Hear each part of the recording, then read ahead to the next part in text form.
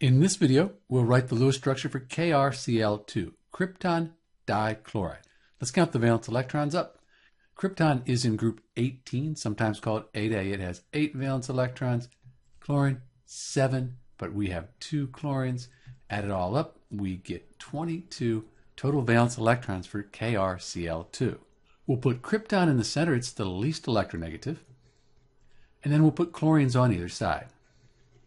We'll put a pair of electrons between atoms to show the chemical bond. So we've used 4. And then we'll go around and complete the octets on the chlorine. At this point, we've used 16 valence electrons. We have a total of 22. So we'll put 2 here and here to complete the octet on the krypton, but we still have only used 20 valence electrons. Krypton can have an expanded octet, more than 8 valence electrons. So we'll need to put our last 2 valence electrons on the krypton. And that makes this the Lewis structure for KrCl2, Krypton dichloride. This is Dr. B, and thanks for watching.